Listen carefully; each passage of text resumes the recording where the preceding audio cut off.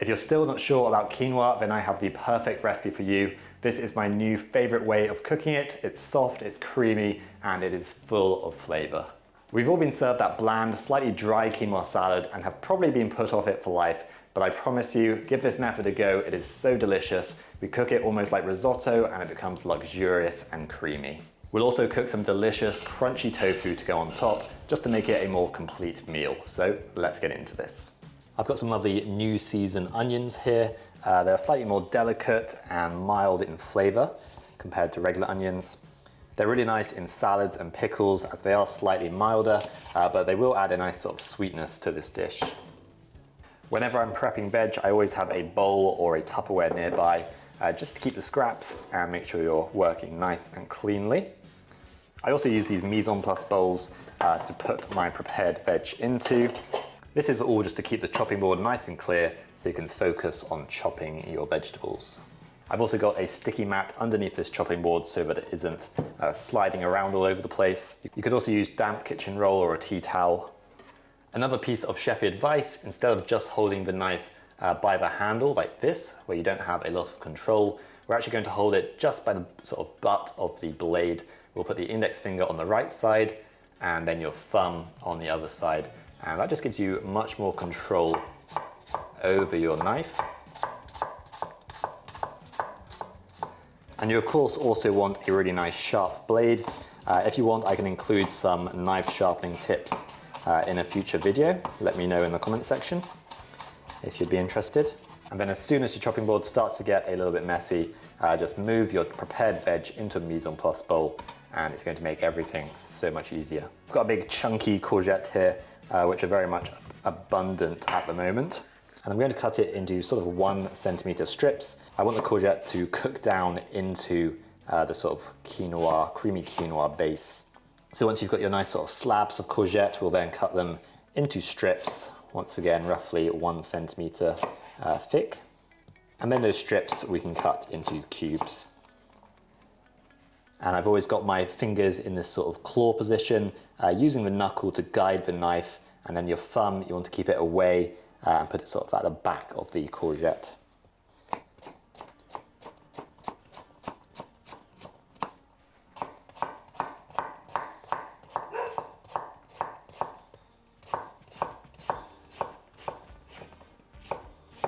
Whenever I'm eating peanut butter toast, this little face appears. Boop. So I've got a large pan here over a sort of medium-high heat, and we're going to go in with 3 tablespoons of olive oil, maybe even slightly more. You of course don't have to cook with this much olive oil, but you will notice that chefs do like to cook with quite a lot of olive oil or just oil in general, as it is a way of adding flavor to dishes. It helps with caramelization, it helps carry flavors through the dish.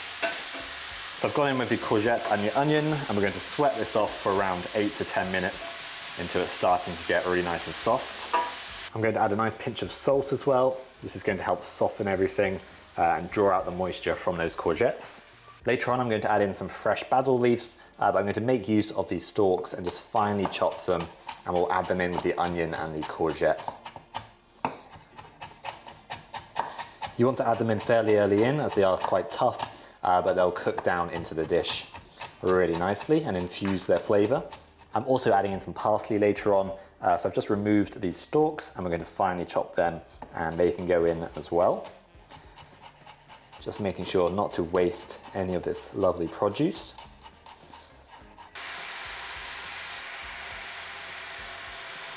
I almost want the courgettes to disappear into the dish, go sort of jammy and add a nice sweetness and sort of luxurious texture to the dish.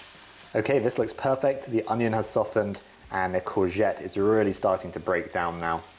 It's also starting to caramelize on the bottom of the pan, which is a good sign that we've extracted most of the moisture from these courgettes, leaving us with a lovely concentrated flavor. I'm going to add a little cumin in now. It's got a really nice earthy, sweet flavor, which will complement the flavors in this dish. I filmed a video on my Patreon page the other day going over different garlic chopping techniques. So I have a load of finely chopped garlic in my in my fridge, just in this Tupperware with some olive oil. So we'll add a teaspoon or so of that. And we'll just let the cumin toast and the garlic become really nice and fragrant. It's only going to take maybe a minute at most. Tomato is going to add a nice freshness to this dish. Just going to dice them to roughly the same size as the cucumber. Quick tip with tomatoes, instead of cutting through the skin, which can be quite tough and maybe a little bit slippery, cut through the flesh and then the skin, and it is much easier and safer. And these will cook just for maybe 2 to 3 minutes, just until they're starting to sort of break down, release all their moisture. This smells absolutely beautiful already. You can see the courgettes are sort of disappearing into this really flavoursome base for the quinoa. And make sure to wash your quinoa, as it has a natural coating called saponins, which can be slightly sort of bitter and can also cause stomach discomfort, which we of course do not want. So just give it a good rinse. We'll get the quinoa in now. I've got a multi-coloured one, black, red and white, but you can just use regular white quinoa if you want. Let the quinoa get to know the other ingredients and flavours and get to know the pan as well. You can almost toast it slightly if you want. Add a little sort of nutty aroma. And then we'll go in with our vegetable stock. I'm using more vegetable stock than I'd use if I was trying to make fluffy quinoa. For fluffy quinoa, I'd usually do about 1.75 parts water to 1 part quinoa. But here I'm doing 2, maybe 2.5 parts vegetable stock to quinoa, as we're going for nice creamy quinoa for a change. So we'll just bring this to a simmer. And then once it's simmering, just pop a lid on top and turn the heat down to the lowest setting. And we'll leave that to cook for around 12 to 15 minutes. Okay, this has had about 14 minutes. Smells incredible. Now you could definitely enjoy this quinoa as it is right now. It's lovely and rich and creamy from the extra vegetable stock, but also the vegetables that we've sweated down beautifully. But to take it up a gear, we're going to add in some lovely creamy and nutty tahini. I think I'm going to go for 2 tablespoons.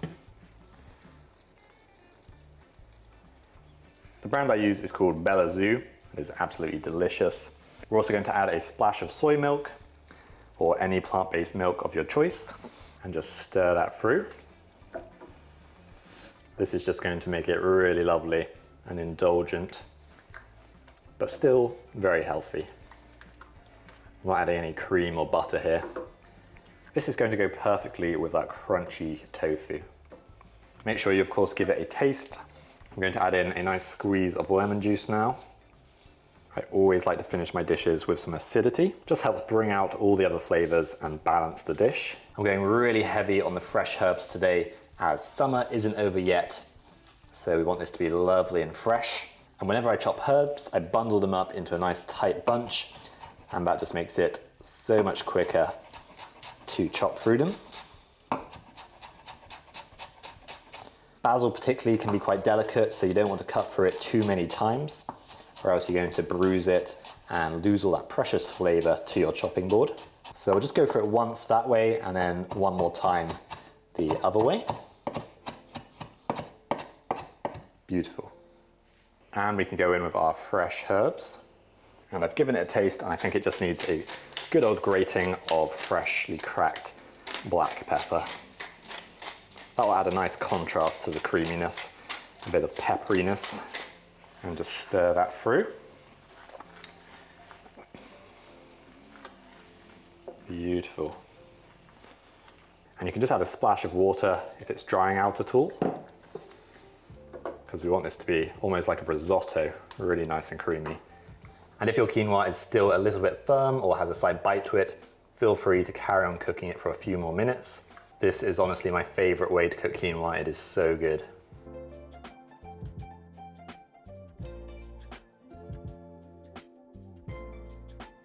Test, test, test. I've got one nice large block of extra firm tofu here, and I'm just going to cut it into 4 nice big slabs. So we'll go in half and then each half into half again.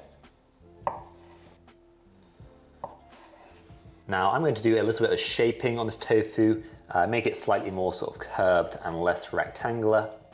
Not because I want to make it look like meat or a chicken breast or anything like that, but simply because the rectangles, they're not exactly the most sort of appealing shape to eat. So we're just going to shape them slightly. And then with these scraps, you can make a tofu sauce, or I'll probably use them in a smoothie for a little protein boost. Of course, you don't have to do this. You can just leave them as big sort of rectangles, but I do think it makes it look slightly nicer. So there you go, we've got 4 nice pieces of tofu. For an optional step that I really like to do, I'm going to simmer the tofu in really salty water. And this is going to help season it from within, but also give it a really lovely firm texture. So we'll just simmer them for about 5 to 10 minutes is all it needs. Okay, so the tofu has finished simmering, and we'll just let it steam dry for a few minutes. I've got the breadcrumbing station set up here. So in the first one, we've got corn flour. We've then got a plant-based milk. This is soy milk, but you can use any kind that you like. And then we've got some breadcrumbs to finish, which I'm just going to add a few more seasonings to. So of course, we're going to do some salt and pepper. We shouldn't need too much salt as we have simmered it in the salted water.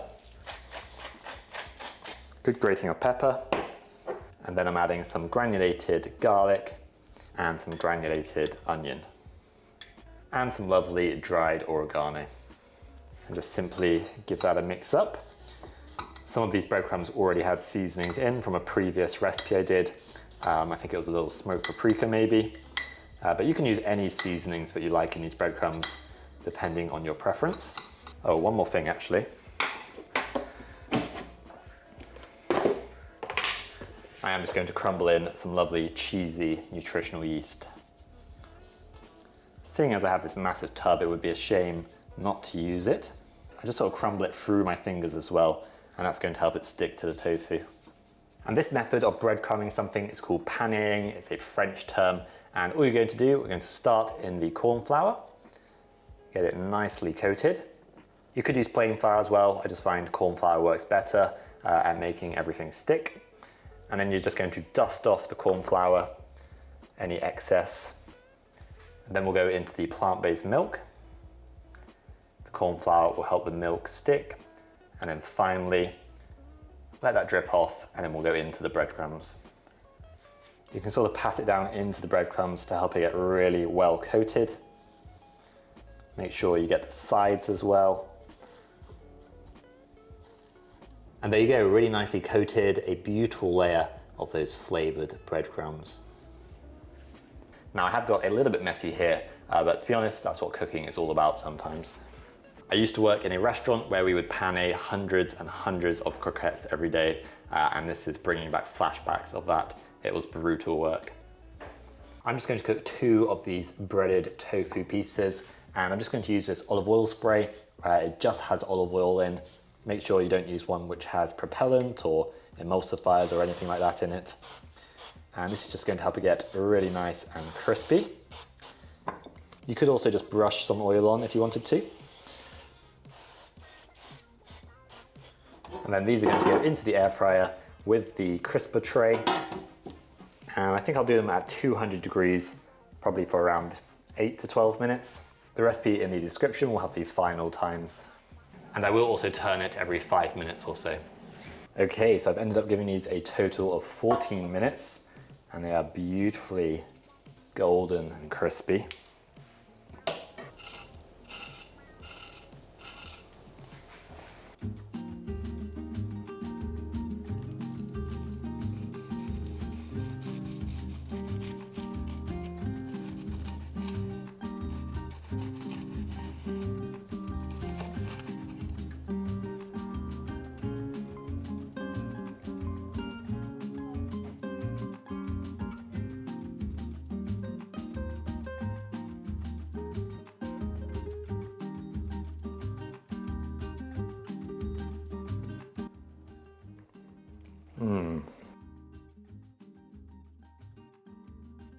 So good.